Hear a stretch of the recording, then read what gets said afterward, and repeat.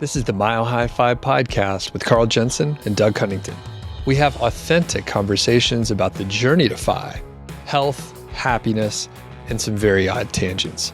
We interview Fi experts, side hustlers, people on their way to Fi, and those who have reached the other side. Join us every week, and if you want the show notes and links and all that other stuff, head over to MileHighFi.com. Hello, world. Welcome to the MHFi podcast. Do they still call them podcasts, Doug? I think so, as far as I know. Okay, I know you shorten it to pod. Anyway, I am Carl Jensen here with my co-host, Doug Cunnington. I'm sorry to throw you off like that, Doug. That's all right. You've been changing the intros up just a little bit here and there, which is it keeps it fresh, I think. Yeah, dude, got to keep life interesting, right? I've got some plans. It's gonna be off the hook soon. It might be. Do we have a rating on our podcast? It might go up a notch. Inappropriate for a lot of people. It's like X-rated. We'll talk about it offline. Anyway, Doug, what have you been up to lately? Oh man, I've been a little bit busy. I just got back from MHFi Southeast, which was a blast. I was one of the speakers. So I was one of the speakers, and I will probably publish my talk on our YouTube channel. So depending on when this comes out, people may be able to go check it out. But the MHFis are so much fun. This is not a paid sponsored spot. We're not affiliates or anything. We just like the event, or at least I do. And I know you've been to several of them, but yeah, so much fun. Good to connect with people. Met, 40 brand new people that I didn't know before, and everyone's so cool and nice. Yeah. Did you enjoy your talk? How did that go? Yeah, enjoyed it quite a bit. I was a little stressed out leading up to it, but I practiced and prepared ahead of time. So it wasn't too bad, and I enjoyed it quite a bit. I think I did well. Okay, awesome. I'll let you watch it, and then you could tell me if you also think I did well. Because I don't know. You kind of black out when you start talking up there, and then you finish, and I think it was fine. Yeah. Okay, cool. I can't wait to see it. And yeah. Are you going to give, I don't think we're going to do a recording at MHFi Rocky Mountain week 2, but neither of us are going to give a talk at that one. Correct. Yeah. I think we'll record some stuff and see how it goes. But yeah, it's really fun. So I think there are still some tickets available for week 2 Rocky Mountain if you want to hang out with Carl and myself and many other very cool people. So, and I haven't seen you in a few days. What have you been up to? Yeah, so I went to Seattle.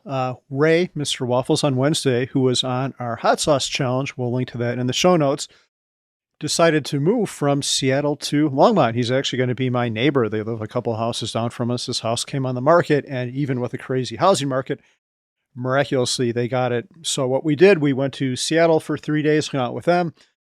Then we went to the San Juan Islands, which are these islands off the coast of northern Washington. You're pretty close to Canada at that point. Hung out there, saw all kinds of wildlife, super cool. And then I helped Ray move back, so we did this road trip across America, kind of like Dumb and Dumber, except not as smart as those two guys. That's pretty fun. And had you been to that area before? I had not been to all the parts of middle America between Seattle and Longmont. And there's a lot of interesting territory. We, a friend, a local Longmont guy is like, hey, you have to try taco time when you're out there. So we're driving the moving truck, and I see a sign for taco time at the Garden of Eden truck stop. Yeah. It's as good as it sounds, Doug. Yeah. So what that is, it's in Eden, Idaho, and they have a replica of the Garden of Eden from the Bible, complete with snake and waterfalls and all this shit, right there next to Taco Time in the truck stop. And I've been to Taco Time before. What's the big deal? I thought I wasn't taken aback. I have a crappy taste, so maybe I appreciated it more than you, but they have all their burritos, I think, are deep fried. So I think most people call those chimichangas. So, oh, I do like a chimichanga. Yeah, anything deep fried is better. And they also have these tater tots, and they call them I don't remember what they call them, Mexitots, maybe. I probably just said something politically incorrect. I think that's what they do call them. Anyway, they're tater tots stuffed with cheese and all this other stuff. And yeah, they were super good. I would definitely go to Taco Time again. Hopefully not at the Garden of Eden truck stop, but if you're in the market for a plush snake, they had a wide assortment. Yeah, you know what? I maybe I haven't been to Taco Time. Maybe I've just seen them. No, I've definitely been past one in, that sort of region of where you're talking about. So anyway, yeah, check it out, I guess. Not sponsored, but we're fans of tacos here. So Who yeah. isn't? If you're not a fan of tacos, there's something wrong with you. Yeah. Exactly. So anything else notable up there in Seattle when you were there? Yeah. So the one thing we did, Doug, and I kind of did this because of your suggestion. I'm obsessed with cars, you not so much, but one thing you suggested was if you're really into cars, maybe you should just rent one for a while instead of buying one. See how you like it. Maybe you can get the bug out of your system. So for part of the trip up there, we rented a Tesla Model S. It was an older one. It was a 2013 one. And I've driven them before, but only for like a couple minutes at a time on a test drive. So we had the thing for 4 days this time.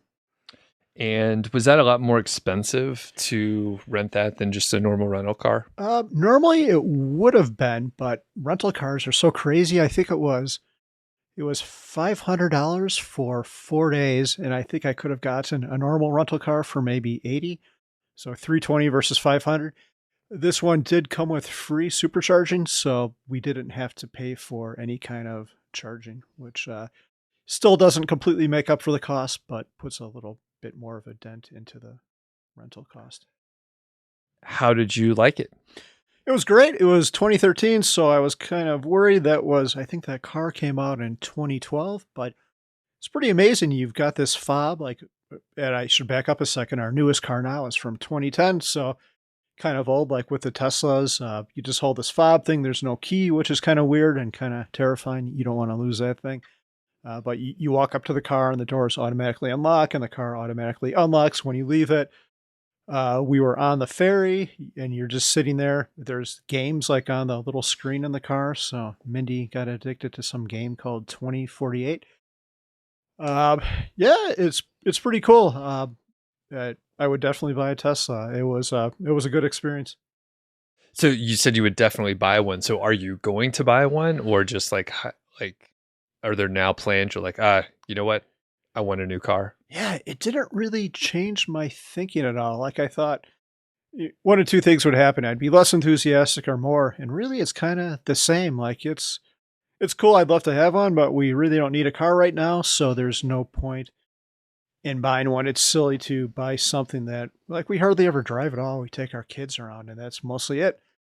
Uh, if they got that autonomous driving stuff, I would buy one then because that would add a lot of value and give me time back in my life, but that's years off.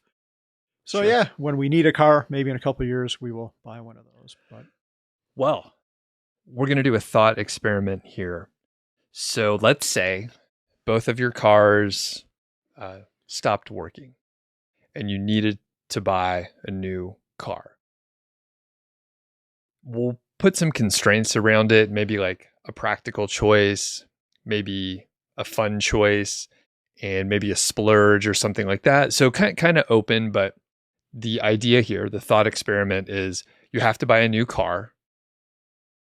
You don't have one, and assume that you have to maybe drive like how you normally drive around here. So you're saying not too much, but occasionally you do a road trip and stuff like that, or you want to get up to the mountains. So that is sort of the idea. Do you have any other constraints or ideas to add before we talk through this? yeah, so practical, fun, and then splurge. Yeah, I don't think so. I think those are some pretty good boundaries. Okay. And I didn't tell you beforehand that we were going to have those categories. So are you prepared to talk right now, or should I get into some of my choices? No, it's good. We can talk. Let's go back and forth. Do you want to start though, Doug, since you sprung this on me? Yep. So I think most likely I would probably get, and I'm probably going to put it into sort of the practical choice.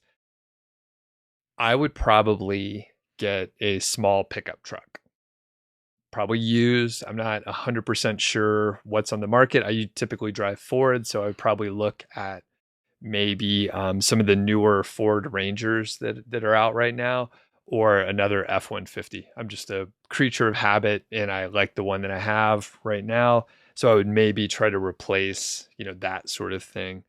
And I mean, the fact is, I've driven pickup trucks longer than any other kind of car, even though they're impractical for my, sort of suburban desk jockey kind of lifestyle. I don't need the bed of the truck so much, but I just feel comfortable driving a pickup truck. Maybe I identify with a small pickup truck. So that's kind of the start when I'm like, kind of a practical choice. But the other piece that I have not explored much is potentially like a Prius. So it would be the opposite of the whatever 16 miles per gallon that I get right now. And I hear people really enjoy the Priuses, or is Prii is the plural, I think, if you look that up. So I would maybe check those out just on a practical level. And I do like long road trips, thousands of miles driving across the country. And that's a Prius would certainly be a lot more practical from a gas mileage perspective. So those are kind of the two that I'm thinking of off the bat. Yeah, Any thoughts? I do like that new Ford Ranger. My dad had the original Ford Ranger, like the first year, the little tiny one when it came out way back when. And it was a great vehicle. I think it was made in Minnesota, Eden Prairie, Minnesota. And it lasted a long time. And yeah, the new one's a little bit bigger, right? But still not as big as a full size, like F-150 pickup truck. Right. And I have seen a few of the trim lines have sort of a lift and bigger tires. So when you're looking at them, they're almost as tall as an F-150, or at least like my size of F-150, but they just have like bigger tires and they're lifted a little bit, and the body's a little smaller and the bed's a little smaller. So this could be slightly more practical. And like I said, maybe I kind of identify as a dude who drives a pickup truck.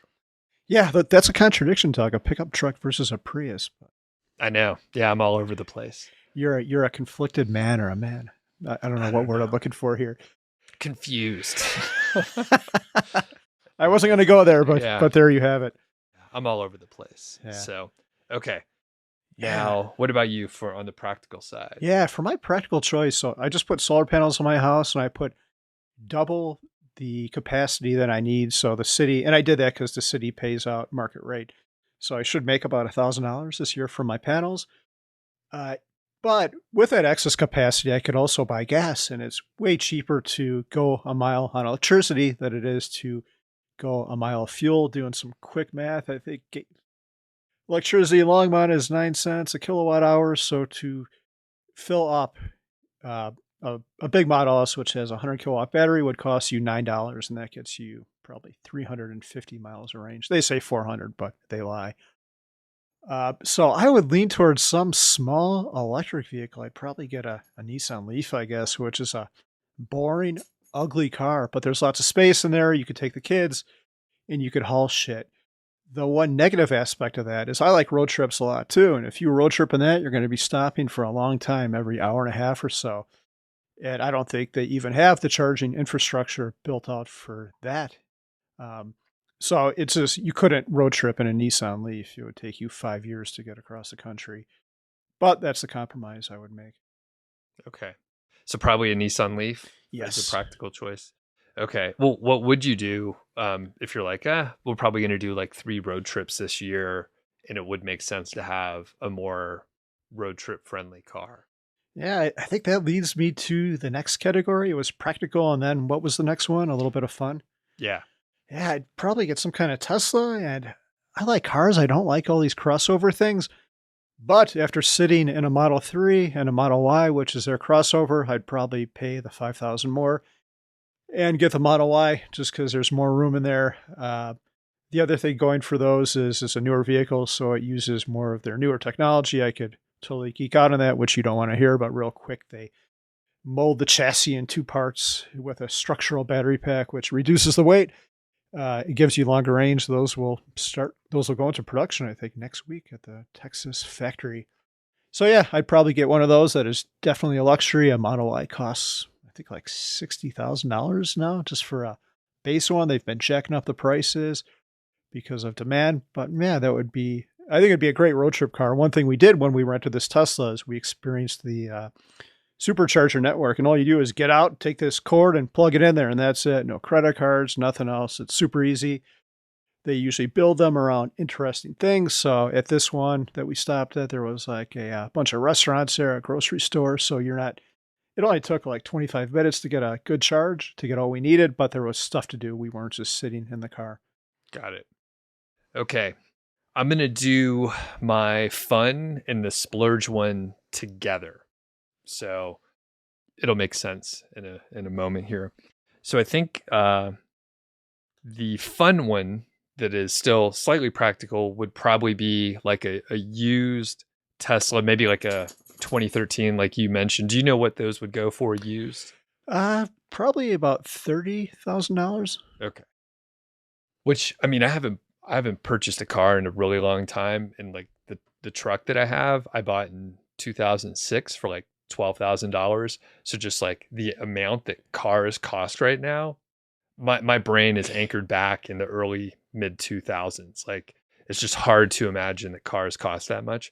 So anyway, I think a used Tesla would be pretty fun to have, and it's still slightly practical. I don't drive very much at all. So it's still, I mean, like I said, it would be fun to have something like that, and it wouldn't be super crazy expensive. So the splurge would be like maybe I don't even know the Tesla models, but you talk about it all the time. So I would probably go for like one of the higher trim lines, like the nicer model, like get everything. My truck, I've mentioned it before, it doesn't have power locks, power windows. I mean, it's really bare bones. So it would be like stepping into a spaceship or something like that. So the did you say the Model Y is like the crossover kind of? Yes. So how much does one of those cost that has everything? Yeah, I think if you got a top of the line one, you could probably, and that's with a full self-driving software, which actually doesn't drive you anywhere. But yeah, probably $80,000. Okay.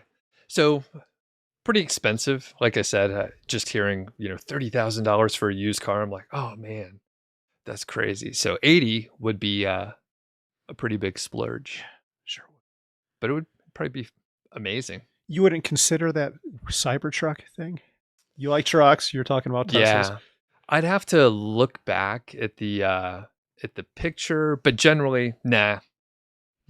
I don't think that fits my mold or the vision I have of a pickup truck. In fact, I'd rather get probably like a 1980 like F100, like an antique truck. I don't drive that fast. I drive like an old lady. And if you have like an old pickup truck, you just be, cruising around. Did you ever have one of those 3 on the tree manual? No, I never had one of those. I know what you're talking about, but no. Yeah, I've driven a couple. I can't remember why, but yeah, it's like a manual transmission, but it's on the steering column deal. So anyway, all right. What are your others here? To splurge, I'd probably get the new Tesla Roadster. And you probably haven't heard this, but because Elon Musk is partially insane, what they're going to have on that is an option. It's called a SpaceX option, where they'll have a tank of compressed air. And I think they call them cold jets, because it's not like you're not burning any fuel to power the jet. You're just shooting compressed air out. But supposedly, if you have the SpaceX option, the car is going to be able to hover for short periods of time and maybe fly a short distance, which is a pretty good party trick. Not good for anything else, but you asked about my splurge, so maybe I'd get the Tesla Roadster with the SpaceX package. And I think the jets can also point backwards. So like the fastest Tesla now is like 0 to 60 in 1.98 seconds or something like that. And which is like throw up. This Tesla we had was 0 to 60 in 3.2. And a couple times I let loose and I thought I was going to throw up. It's the only time I've ever been fearful driving a car, because it just accelerates so violently. And this would probably do it in half the time. So I can't even imagine that, or where you would do something like that. It sounds like when that thing comes out, there's going to be some news stories about people plowing the thing through the front of Target or something like that. Crazy. Taking themselves out. You opened it up one time, one or two times? Yeah. Yeah. It's terrifying. There weren't a lot of roads to do it on. It's someone else's car, so I'm always a pretty cautious driver, but I had to do it at least once or twice. And I did it with Mindy in there, and she started screaming. Ah! So It would be, yeah. And I do drive slow, but when I was younger, I enjoy going fast, but yeah, it's tough. It's dangerous. So like some of the times that I've driven from here in Colorado to Montana, there's some open road on like 25 when you're in Wyoming, or on 90 in Montana. And there's like no cars. The speed limit's 80 or 85. And you could see for 3 miles ahead of you, and the roads are good. That'd be a perfect place to just like open it up and go just about as fast as you want to go. yeah. So if I get the thing, or if you buy me that, I'll take a road trip up to Montana, and I'll let you drive it too, Doug, especially if you buy it.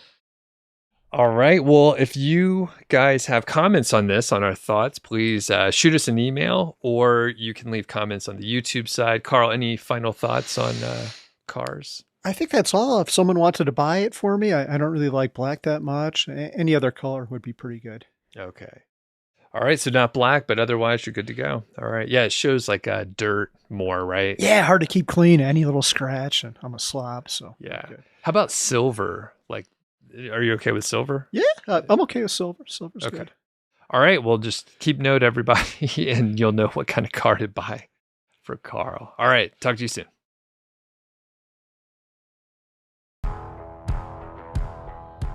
Thanks for listening to the show. That was the MHFi podcast, and I'm Doug Cunnington, the balder host, and Carl Jensen is the cool, sexy one. If you dig the show, please do 3 things for us. Number 1, tell a friend, a family member, an enemy about the show. We really don't care who you tell. Maybe forward them a specific show that you know that they will like. It's the single most helpful thing that you can do to spread the word. It's like giving us a virtual high five, and actually we don't give high fives in person, so the virtual kind's pretty good. And more importantly, your friend or family member or even your enemy will appreciate the fact that you were thinking of them. Number 2, make sure you're following or subscribed on your podcast app, Apple Podcasts, Spotify, Overcast, YouTube, whatever you're using, and that way you won't miss a show. And number 3, please leave us a rating and review. We read them on the show occasionally, and you might hear yours out there on an upcoming episode. Quick disclaimer, this show is not financial or legal advice. I'd actually be surprised if it sounded like it. It's really just for entertainment, and that's at least what we're hoping for. But seriously, get advice from professionals. Carl and I are just 2 guys with microphones that sit in my basement and talk. So we'll catch y'all next week.